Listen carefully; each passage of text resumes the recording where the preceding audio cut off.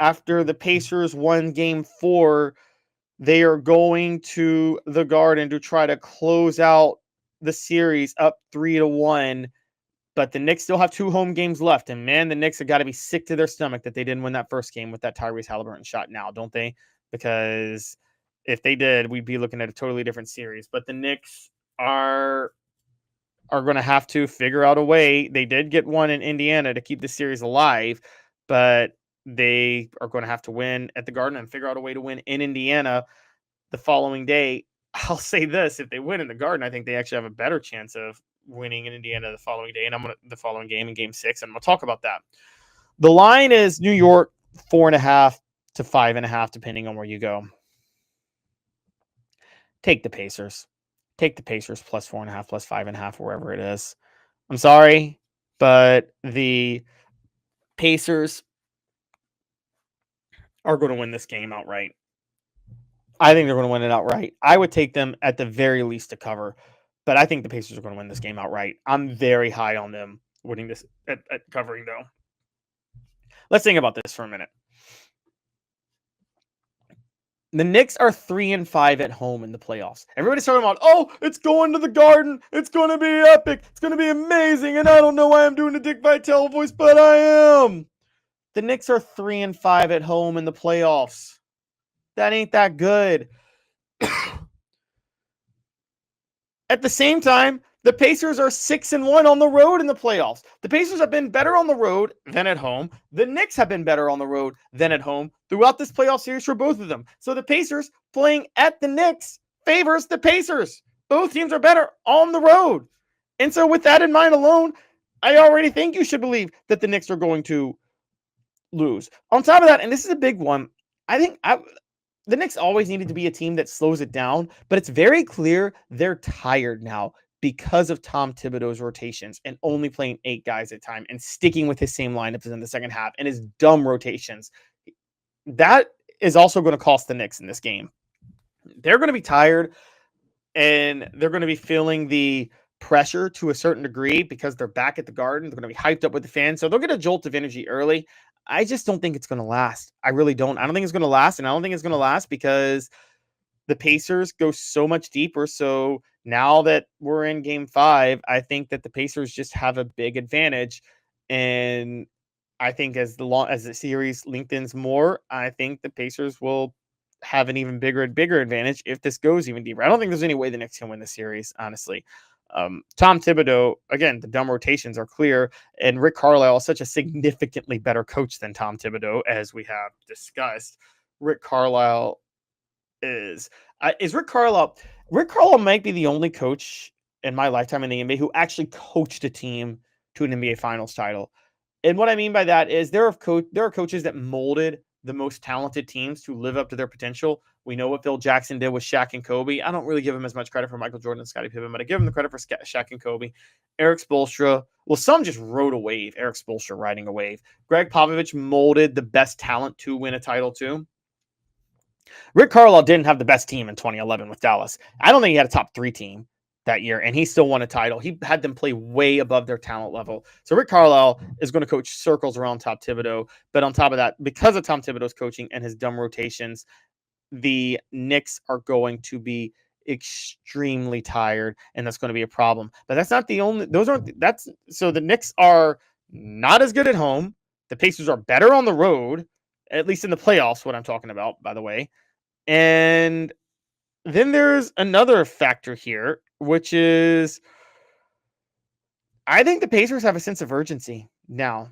And it's because of what happened with OKC in this game. OKC just coasted to a Game 5 win. They're now going to rest for a week and a day before going to the playoffs. Okay. The Knicks the Pacers desperately need to get some sort of rest too. Now, I know you can talk about rest and things like that when you're off this long, and maybe that's true. So maybe a Game 6 will help the Pacers.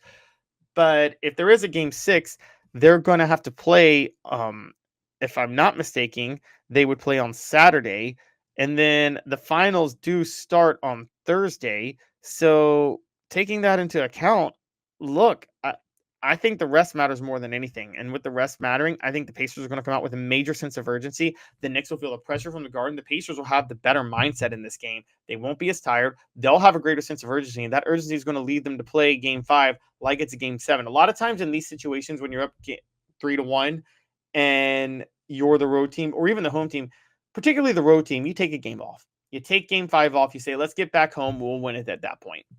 I don't think the Pacers are going to do that. I don't think the Pacers are going to do that because I think the Pacers know that they need to get the same rest OKC is getting or somewhat reasonable, a similar amount of time off.